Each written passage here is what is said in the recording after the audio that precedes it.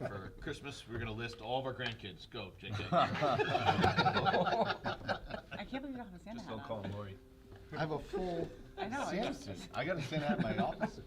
I had my, I think you're covered. Yeah, I mean, Jesus, isn't that enough for you? I had my Joe Boxer robe, but I figured Oh that thing's my so God. sticky and gross. We're the horn. The Christmas tradition.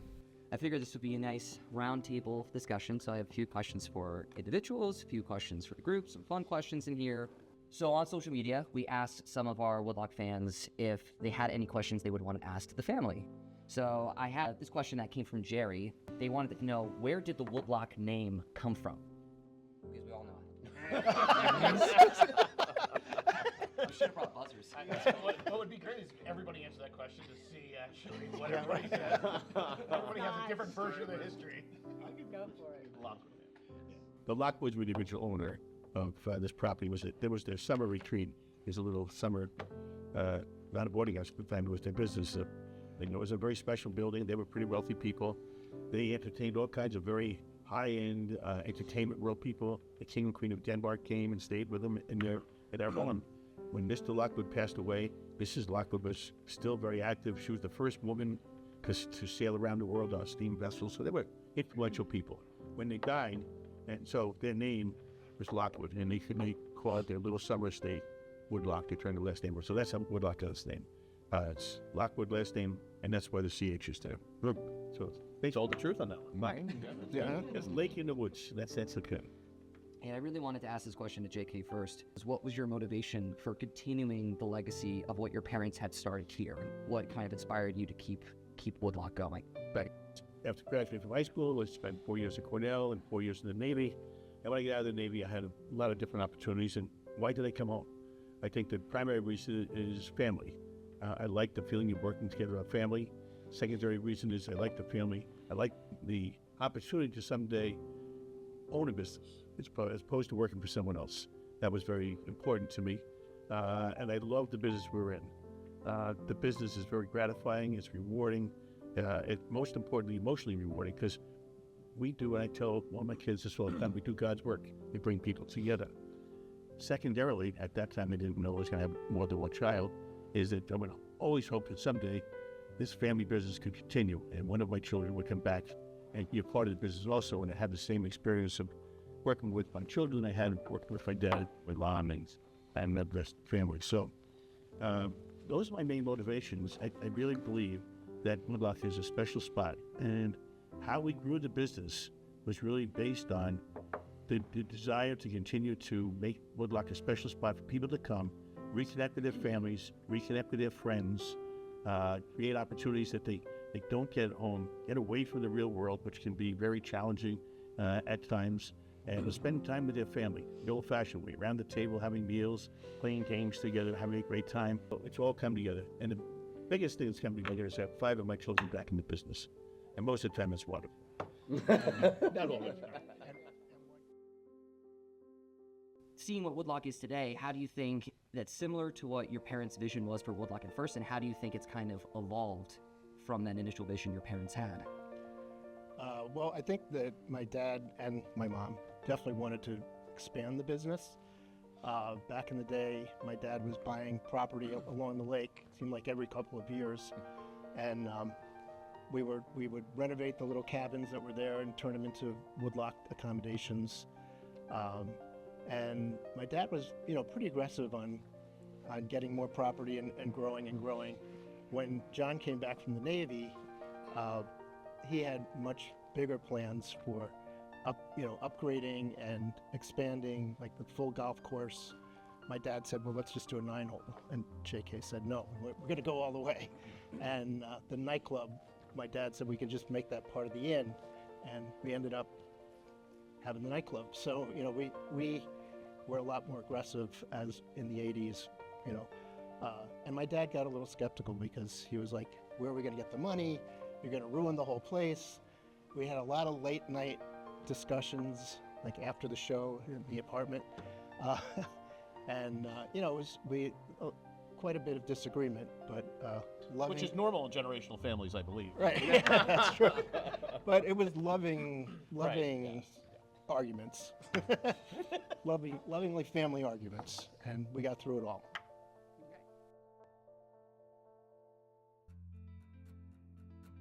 Okay. Now, moving on to the present, I did want to go into the Springs a little bit. So, for Matt, what's been the most rewarding achievements at Woodloch Springs this year? It's been a big year with Frank Morelli coming in, and seeing how the course is developed. So, what have been like the highlights this year? I think when you and I talked a few weeks ago, I said evolving, I think, has been the biggest thing. I've been back since 1996, which is kind of scary. Started back at the resort and said, you know, that wasn't really my thing, and I trained over at the Springs, starting with Bob McHugh and some guys back in the day. But I would say starting from then to now is this year. I know, Ryan, since you've been here, you can see the involvement of our community starting to change again. Not just, you know, we were more of a retirement community when we first started. That's transitioning. We still have those wonderful retired people there, but we're also evolving into a younger, more active community, which has been great. It's becoming more social. Our golf course continues to be, you know, just top notch, but it's nice to see the people come together. It's starting to be that family group again of community. And like JK said earlier, many of these people used to be guests at Woodloch, and now they bought homes, but you're starting to see that group come together, whether it's at the bar, the restaurant, the fire pit, golfing together, the leagues that we have, and also the culinary part of it. It's, you know, it keeps our guys excited. We're continuing to change what we do. You know, it's a different cuisine than it is at the resort, so you have some different options.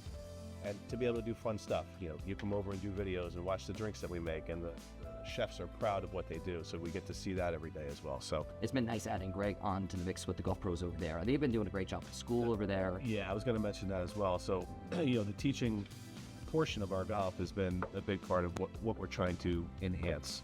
We've always had, you know, about the same amount of rounds we do every year. We do about 20,000 rounds of golf, which is wonderful. But where the growth is in golf right now is youth and older people trying to learn how to play golf. I mean, our family is a perfect example, where none of us, other than Zach, can hit a ball too well.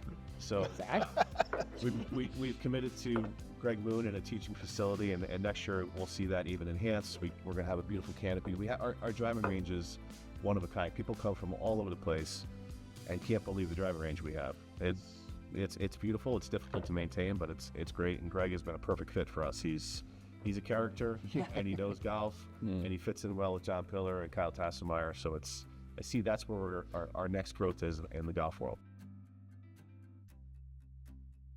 You brought up a really good point, like, you know, there's so much to do here with Woodloch, you know, which actually kind of segues a little bit onto my next question for Patrick. Specifically, when I think about Woodloch being bustling, always going on, in your department with social, there's a lot of changes going on between, you know, going from the Haunted Walk, the Festival of Lights, theme show sets, escape rooms. How is that for you, managing that and allowing that kind of creativity to come through at Woodloch?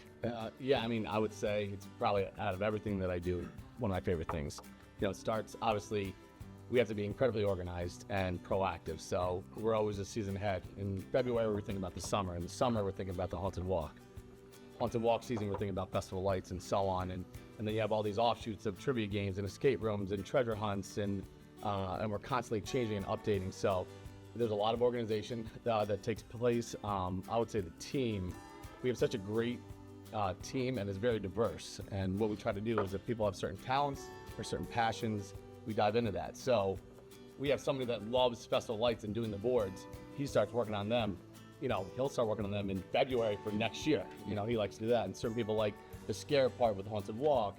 Certain people like trivias. And so what we try to do is we try to dive into those passions of the team, which really motivates them and keeps them going too.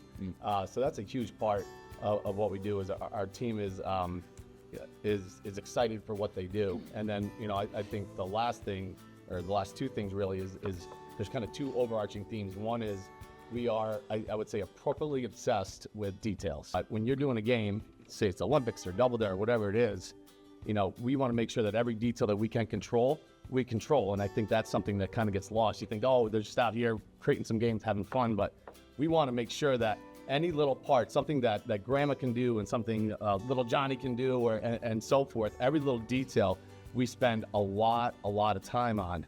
And I think we're constantly pushing for new. You know, the guests come back year after year, something new, something different. And I think we have a round table that meets once a week, and where we talk about these things. And I think we have similar to the family having some open discussions. We have open discussions when we're coming up with ideas, and we can challenge each other to say, well, that doesn't work. What about this? Or how come you thought of that? And that creates a competition amongst the team in the round table to say, hey, let's keep pushing forward. Let's keep trying to make something better because we want to be as good as possible, and we want the guests to have the best experience possible. So it really comes down to the team ultimately, and I love thinking with that side of my brain and working. With all the talents and skills you have, why did you single-handedly cancel the staff show? Thank you, Bradley. Appreciate that. That's a wrap. I quit.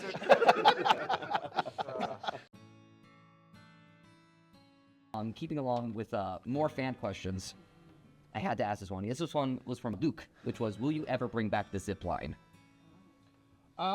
There's some way we can come back to some of those kind of aerial adventure type of things. Yeah. For the zipline we ran for over 10, 12 years, and I think it kind of had run its course. It was really that the zip line at the time was before the big craze of the outdoor adventure. So we built it with really not a lot of guidance, if you will. So it was just inefficient. It was safe. It was safe. I stamped the approval on it. So no, it was safe. But yeah, it was a little ahead of its time, and then it just kind of aged out, and we didn't want to try to fix it up, something that really at that time was not worth it. So yeah, that's at some point in time, I would say we would bring it back or some form of it. Well, there you go, Luke. It's coming back, maybe. Not anytime soon. Big asterisk on there. Staff show, Zipline. Question from Kim, which was, there's so many different activities here. Do you guys have a personal favorite activity that you offer here at Woodloch, whether that be a specific amenity or something like Olympics or Double Dare? Water skiing. Water skiing. It's great. Tough one though, because I know it takes a lot to do it, and obviously a lot of risk and those things involved, but I think it's a unique thing that we do, that we have a ski club, as most people know, our guests, that once you make it 2 times around the lake without falling, you become a forever member of the ski club as long as you keep making it around. So it's a part of our legacy, I think, and our heritage that is kind of a really neat thing that there's not, I don't know of any other place you're going to go to, and it's included in your in your stay as to what you do. It's funny you mentioned it, because that is actually the first major amenity we added. We started water skiing. We bought it in '58. We started water skiing in 1960. We bought a 25 horsepower engine, and then we took people skiing. And for years, it was Fact check that one. Yeah, 25 horsepower. Who you pulling? Truthfinder.com, please. 25 horsepower engine. I would say 2 for me, and seasonal. I think Festival of Lights is just, it captures everybody. It's a great spirit. Everybody's in that holiday mood. And it just works really, really well and hits the tone of what Woodloch's about. And I think in the summertime, I think Double Dare, because it is just pure fun, and you see all ages engaged on it, all different levels. There's literally zero athleticism or skill required. It's just about letting yourself relax and enjoy the moment that it is. And I think we see the biggest laughs and the biggest smiles and the biggest things happen during Double Dare through the course of the thing. So yeah, those 2 are the 2 for me. It's actually amazing what our guests allow us to do to them, what they do to themselves at that activity. I mean, these people are CEOs and attorneys and doctors, and yet they come and they're jumping in a pool of pudding and having fun and laughing and taking pictures. So it's a moment that it's amazing how it happens. Culture of Woodloch. Right. Have fun. Yeah, and I would say too, the haunted walk and like that whole experience is so unique too, and it's completely different than everything else that we do, because everything else is almost like that wholesome and bring the family together. This is like, let's figure out how to scare people, scare the crap out of them, for lack of a better phrase. I think the haunted walk and even the Festival Lights, that goes back to the details when we're talking about round table and like the Festival Lights compared to other places where you're going in your car and you're driving around and you put on a radio station and you drive around with your family. Here you're in a wagon, you have that atmosphere of the coldness, you have the music goes to the scenes, like all those little details that add up to make it a really unique experience. Our haunted walk, where you go to the other haunted houses and you're just walking through and people are scaring you here and there. Here we have actual scenes, we have gates that you go in and out so we can control when the scares and where the scares are and making sure everyone gets included. Like those are the little details that I think not just in the social program, but all across the Woodloch property, from the springs to the spa to the market to here, that make the difference. We are obsessed with the details, whether it be in the social program or anywhere else. I think that's just that's what makes the difference. This is just a question I had. What's the wildest idea ever tamed by the family for growing woodlock? Like introducing a game, an amenity. What's the wildest thing that's been put on the table? Well, I think the one that everybody really likes, that probably is not realistic, is woodlock palms. Which would be woodlock in the south so excited somewhere. that That we're everybody really likes that idea, especially when it's I'm in. 8 degrees outside right about now. But that's one that floats around. Guests think about it all the time. Yeah. They throw it at that's this, and we're I thought about too when we were talking about making Woodloch, the North Lodge teepee, Yeah. a giant teepee for the Oh, yeah. North Yes, Lodge. yeah. And That was an yeah. interesting Yeah, thing, that but was an it interesting never concept happened. that we actually had drawings for. Yeah. One for the We team. had time to build it. In honor of Chief Kiesendahls. Yep. Yep. Yeah, great. Great. It was a very cool Great, concept. great concept. 2 levels. and- Yeah, it was cool. I mean, actually, not wild, but very humbling, if you will. It was we were going to do a bowling alley down by the lake conference center. We were so far along that Brad, for a full year at theme night, announced that was what was coming Next next. big thing. Next Right. big thing, son. Everyone was cheering, clapping. Next year, it did not happen, and so Brad that left. happened. Brad left. Oh! We realized we had to put roofs on instead. We haven't done that in 40 years. Okay, here we go. Gloves off. We also entertained getting a license for a casino at Oh, one right, point in time right, because yeah. there was an initiative, there was thought, there was could this take us to another level, and it was I wouldn't say a quick discussion, but it just didn't fit who we are, our identity. Family resort. Yeah, and cost of I know, entry, yeah, that's right.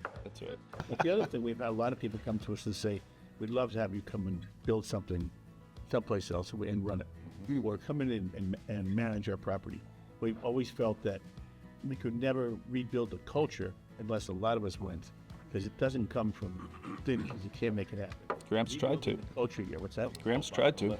Oh, yeah. HPS, HPS and went to Pokemon. hotel, but it's very hard. So we've always turned all those down because we recognize what it takes, and we have so much we can do here, the opportunities rent us. So we turned everything in that way. Yeah. Wait. Third generation may change that. Just have to offer to the South. We'll all be applying. I wanted to do some lightning round questions. I thought that would be fun. So this is for everybody at the table. So this is most likely to. So so this is my first one. Most likely to be late for a family meeting. Brad. They're usually in my office. What? And you're still late somehow. Sometimes he's not there. Yeah. Bradley's generally late for everything.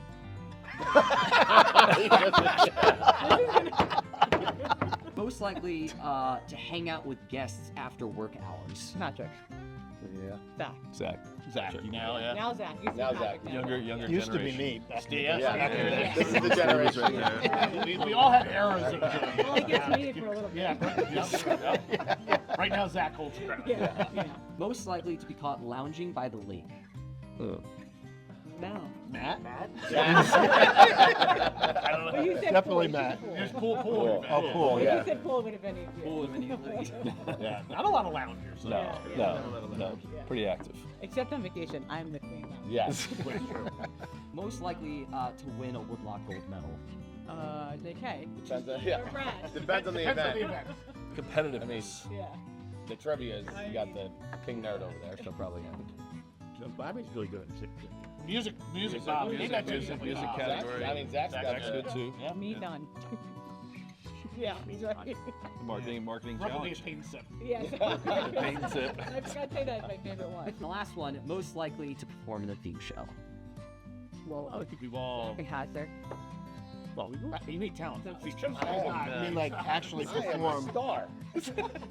I could think we should Then slide in the maybe none of B-roll us. if you're putting on the ship the last Good. team show. It's not our strength. Who is actually most was sensitive? Is it a parent? I am a star. You were in the show? Oh. With Yes.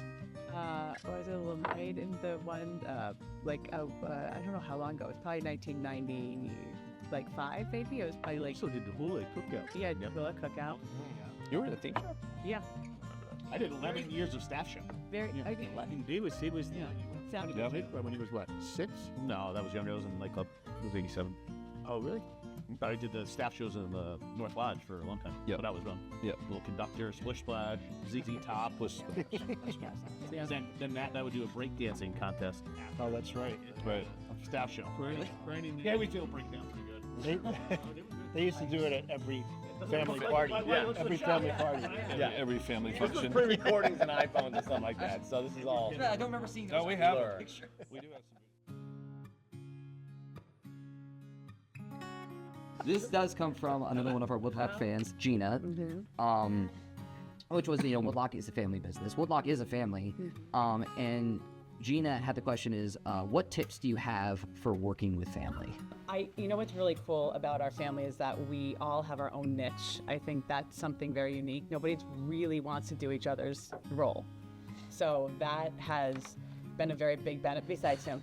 He wants to do everything. But we have, all of us have our own areas, and I think it's been very successful in our generation, as it's been passed down to us, to be able to focus in on our areas because it has gotten so much bigger and we have so much more responsibility. But we're honest with each other, which I think is good. Sometimes it can be painful, but we have been able to work through that. And in our meetings, a lot of laughter happens. Making fun of each other, being self-deprecating is always not a bad thing. But I think we do all have a lot of respect for each other at the end of the day. I think we have worked very hard, all of us, to get to where we are. We have put our families and Woodloch first simultaneously. We've worked very hard on doing that, our generation. I think we all see the value in what we provide to our guests. So we're working towards the same goal, so that is also very helpful. Zach, actually coming back to you, it's been now, I think, a little over a year that you've been back from Pittsburgh. How has it been? How was your first year coming back to Woodloch? It's been great. The first year is not at all what I don't know what I expected it to be. All I've ever known was this was my summer job that I spent all of my free time with my friends here. My high school friends were here all the time. On weekends I convinced some of them to work here, but coming back full time, I've never seen, September to June in a work setting here. I've only ever seen it as, from the lens of one of the kids, one of the grandkids. So seeing it and breathing it every single day, it's been great. I have made, a lot of good connections with the guests that I haven't have made, in the summer. I've met a lot of people in the first year. Seeing the friends that I've made, as a kid, bringing them here in the summertime and on the weekends, seeing them again and rekindling those relationships has been really, really great. But it's been great. I've loved every minute. And I think it's huge, both from our staff as well as our guests, the continuity, the idea that this is a family business that has going to keep going. Just having that fourth generation back to say, okay, this isn't going to be something where we're going to be looking to sell. You're not looking to, just cash out, stop reinvesting in this. There's a longevity that comes into inherently knowing this next generation. And from the guest standpoint, it goes the same way. Zach putting on the theme show this year, which JK did forever, and Bob, and then I did it for 20 years, and Patrick did it sometime. Everybody kind of had different roles in that, of putting that on. But now seeing the fourth generation do it, it really hits people to say, okay, this engine is going to keep rolling. Yeah. And there's a lot of excitement and feedback from how that happens, and Zach's done a great job of that. I think it's cool though that I'm at the Springs. Zach started over here, but you hear kudos to Zach of the respect that he's gained in 1 year. I had people that will come and dine over there, or their members there that had no idea who Zach was, other than that he's Bob's oldest son or whatever, and said it's he could have come back to the business just for all the wrong reasons, but people come up and say, oh, that kid's, he gets it, and he's improving our family and our operation, not just another one on the payroll. Wow. Can I get a Wow, right. You should probably put in. It's so Now true, it's time though. to make fun of you. I don't say something mean about that. I don't remember anybody saying about Patrick when he came back. 24 years. So I wanted to move on to talking about a little bit about For Pete's Sake. It's a great partnership. How have you seen, Woodloch's impact on For Pete's Sake and For Pete's Sake's impact on Woodloch? Yeah, I think it's been amazing relationship, honestly, and I think it's one that has happened, I guess, for a reason, and the mission is very similar in a lot of ways. Our mission at Woodloch is always to treat all of our guests as if they're accompanying our home, but it's also to help make the world a bit of a better place in any way that we can. Our guests come, they reconnect, they escape the realities of the world, and they're here, and we see the transformation from the time they walk in to the time they leave. And FPS, in a lot of ways, likes to give the gift of time to individuals who, in a moment of life, are at the darkest moments of their life. And not just for the individual, but for their entire family. And they send them to Woodloch. And we just automatically, in our culture and what we do, is we give that gift of time in addition to allowing you to connect and providing all the fun things to do, those moments at the dining room and your meals together. And I think that the symmetry of what we both do is amazing.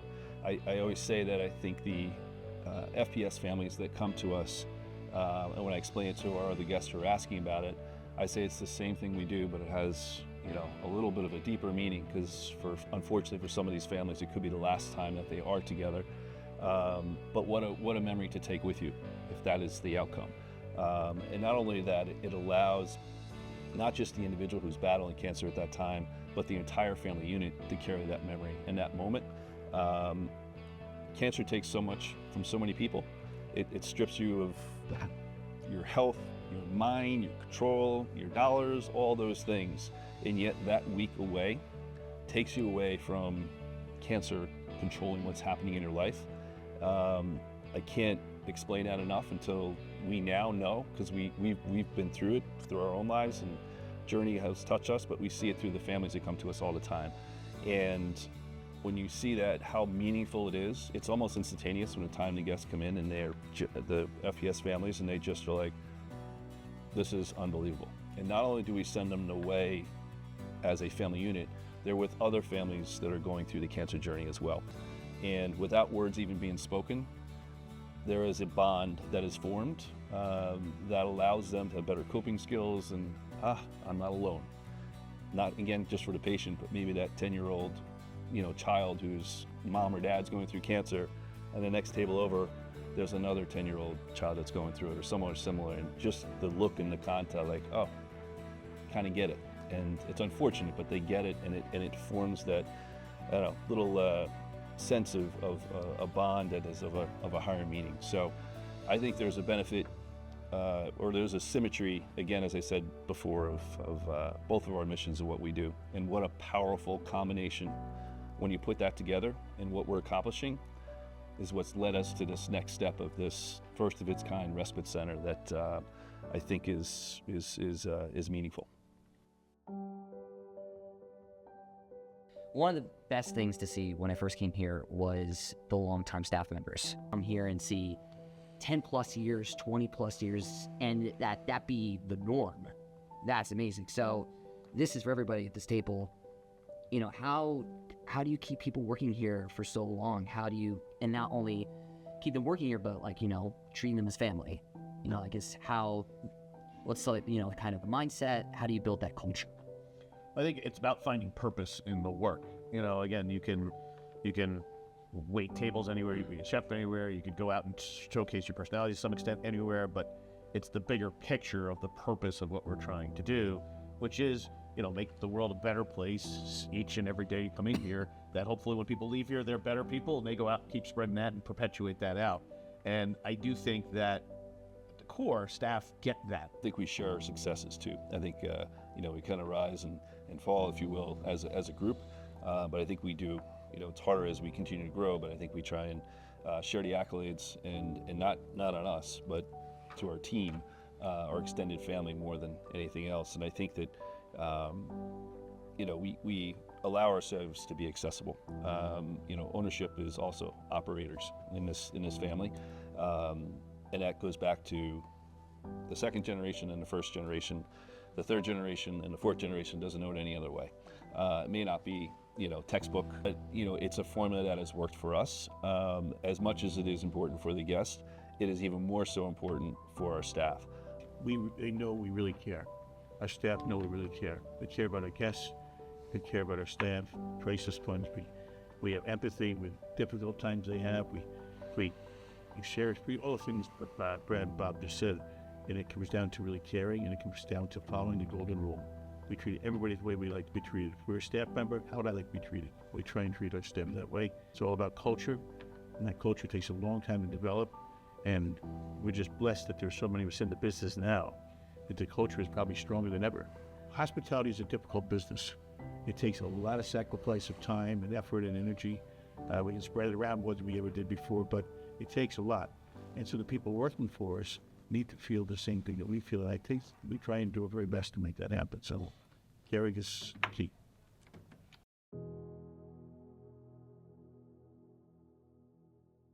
We're almost at the end of our time here together, but I have one more question for you, which was, and I don't even like using if, because Woodloch will still be here thriving in 50 years from now, but, 50 years from now, why will that be?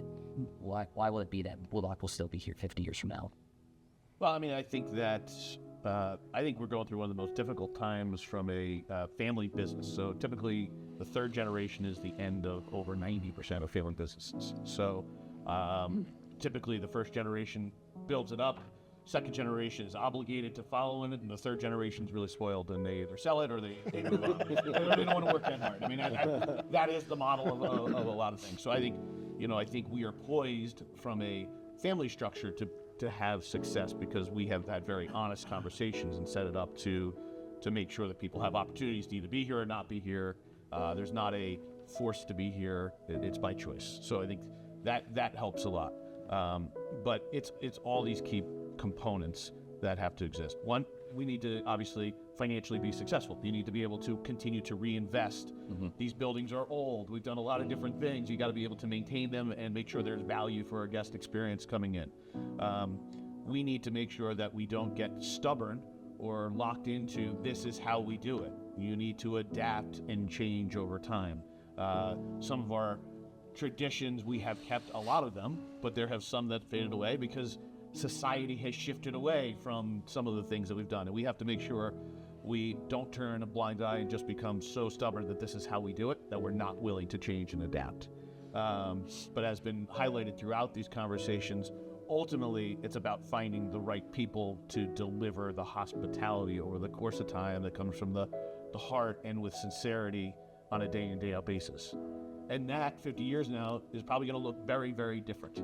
I think people, humankind, are always going to want a vacation. They're always going to need a break. They're always going to want to have some strengthening of relationship and connectivity with their loved ones.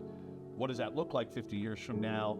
And how do we deliver that via technology, via whatever the world looks like, has to be our adaptation. But ultimately, we are a people business. And if we don't continue to connect with people in the most real ways, as we talked about from FPS, but through the history of, the early days of 30 guests here to today where we are all kind of out and about and doing those things, that's the most likely reason for it not to work. If we don't have the right people giving that type of things. But I think as long as we continue to hire and find those right individuals who buy into the culture and buy into the spirit, there's no reason why we can't continue to not look exactly the same, but continue to flourish and offer an opportunity in people's lives to take that break and make lasting memories that are what you're going to hold on to as the most important things in your life. I think it's also a responsibility on a much, maybe 2 notches down, but is a responsibility for being good stewards of our community in our area, including our green spaces and being a true destination is about, it's 2 hours from Manhattan and 3 from Philly and all those places, but the illusion of when you get here and you get to this beautiful rural setting and the beautiful lake and the mountains and the animal, all the things we take for granted living here, there is something about that. The hospitality by far and the connections and all those pieces, but there is also that little bit, I've gotten away and I didn't have to fly, I didn't have, is that illusion of I have gone to a destination that really is different than where I spend most of my time. I'm not in traffic, I park my car, I don't have to go anywhere else. I look out every day and I'm on this lake that's just out of a storybook. Those things we have to put value in and we have to preserve and we have to do our good, our best to make sure those things are still here 50 years from now, which will be a lot of pressure, but that's important. As they say, real estate, location. Yes. Grandma and Gramps couldn't have found a better location in the world, and that's nothing but a blessing that we'll continue to to have as we keep things going.